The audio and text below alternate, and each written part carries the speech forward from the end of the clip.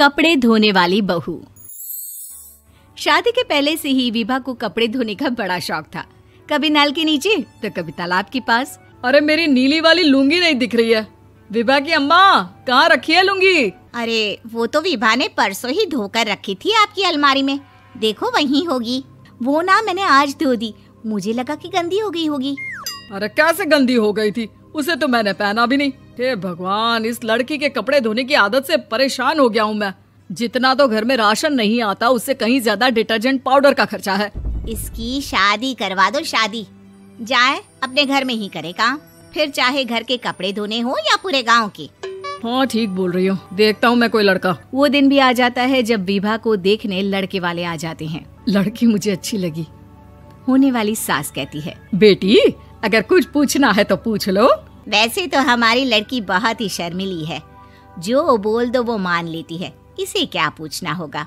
अरे कैसी बात कर रही हो माँ, मुझे इन लोगों के घर रहना है, सवाल तो कई है। हाँ हाँ बेटा, पूछ लो ना, क्या पूछना है। आप लोगों के घर कपड़े कौन धोता है? सास का मुंह बन जाता है।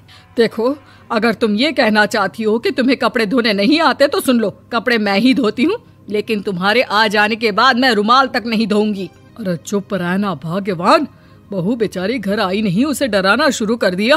वो क्या है ना बिटिया, अभी तक तो ये कल्लू की माँ ही धोती थी, लेकिन अब तुम्हारे पापा तो दहेज में वॉशिंग मशीन देंगे ही।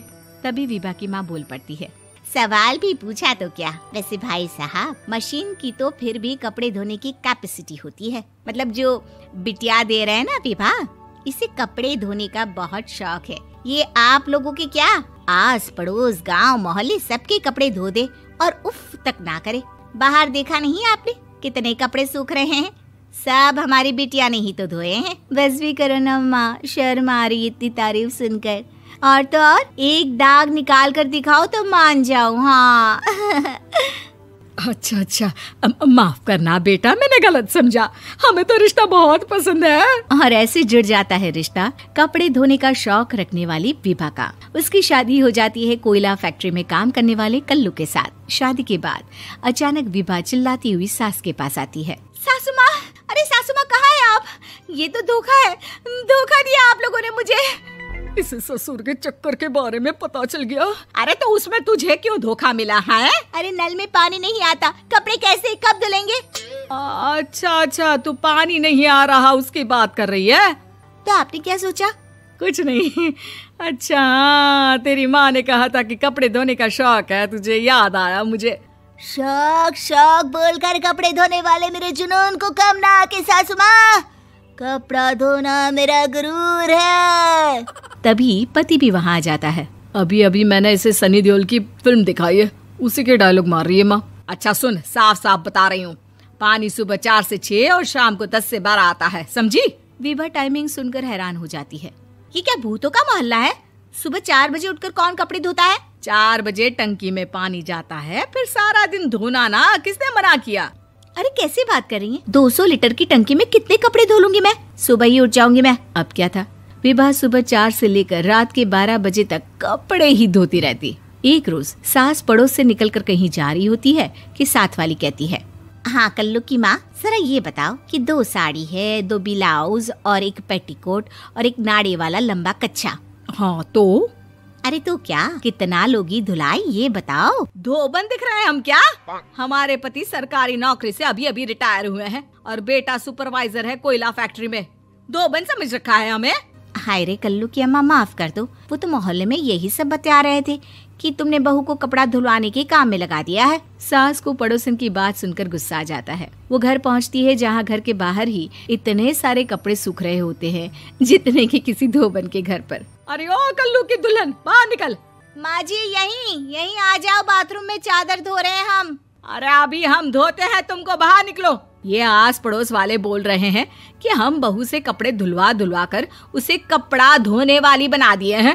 अरे छोड़ो ना माँ जी, किन लोगों की बातों में आती हो? आस पास के लोगों का तो काम ही होता है कि वो किसी तरह सास बहू को लड़ा दे। बहू सारे घर के कपड़े धोती है, ये क्या कम है? बोलिए। सास को भी लग जाता है कि वो बहू का ये सनकीपन नहीं छुड़वा सकती, इससे अच्छा है कि खुद ही चुप हो जाए।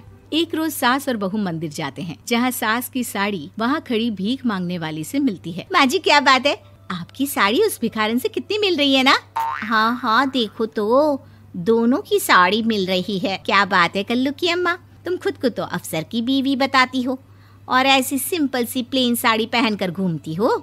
सिंपल और प्लेन नहीं है ये साड़ी। तो क्या सोने के धागे से फूल बने हैं? कुछ भी सासू माँ, कुछ भी। हाँ बने थे इस साड़ी में सोने के धागे से फूल। मेरे पति लेकर आए थे मद्रास से स्पेशली मेरे लिए 10,000 की।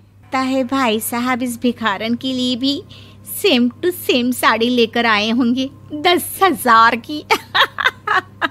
सास उस वक्त तो कुछ नहीं कहती, लेकिन बहू के साथ घर आती है और अलमारी से एल्बम निकाल कर लाती है। ये साड़ी देख रही है, ये वही साड़ी है जिसे मैंने अभी पहना था। इस साड़ी में ये जो चमकदार फूल दिख रहे हैं ना, ये सोने के धागों से काटे गए हैं। लेकिन तू लोकल वॉशिंग मशीन ब्रश से घिस घिस कर सारे फूलों को निकाल कर साड़ी प्लेन कर दी।